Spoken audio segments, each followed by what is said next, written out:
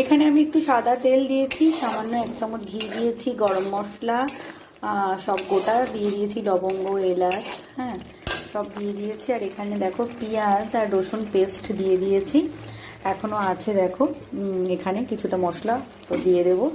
আর দিয়ে দিয়েছি, দিয়ে সাদা তেল দিয়ে এখানে ভালো করে কষাচ্ছি। এখানে আমি আজকে চিকেন কোরমা বানাবো, তোমাদেরকে দেখাতে থাকছি। দেখো একটু টক দই,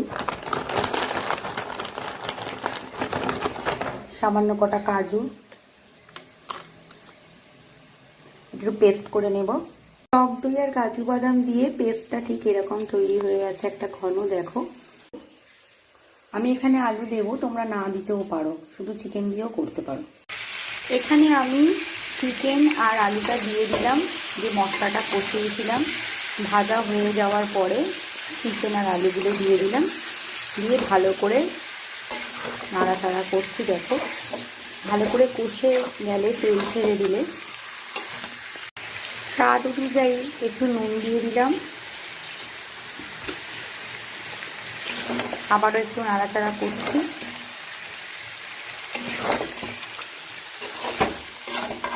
চিকেন কষানোর সময়ই ভাজা ভাজা হয়ে যাবে, লক্ষ্য করবে তোমরা। আমি একটু জিরের গুঁড়ো দিলাম, তোমরা নাও দিতে পারো, জিরের গুঁড়ো না দিলেও হয়, আমার একটু জিরের গন্ধটা ভালো লাগে। আর দেখো গোলমরিচ দিচ্ছি, একটু সামান্য গোলমরিচ দিলাম, ফ্লেভারটা খুব ভালো লাগে গোলমরিচের চিকেনে, দেখবে তোমরা। আর চিকেন কোরমাতে একটু গোলমরিচ দিয়ে ভালোও লাগে। তো দেখো চিকেনটা ভালো করে কষানো হয়ে গেছে, অলরেডি তেল ছেড়ে দিয়েছে। আমি এবার যেটা পেস্ট করে রেখেছিলাম টক দই দিয়ে আর দিয়ে কাজু বাদাম দিয়ে, সেই পেস্টটা দিয়ে দিলাম।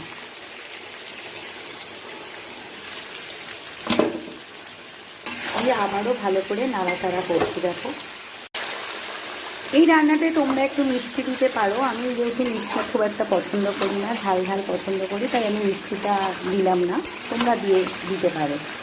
আর আমি এই রান্নাটাতে জল দেওয়া একদম মোটেই পছন্দ করি না, যতটা ওই চিকেনের জল বা মশলার জলেই হয় ততটাই ভালো। তো বন্ধুরা দেখো তেল ছেড়ে নিয়েছে, তোমাদের চিকেন কোরমা রেডি এখানে।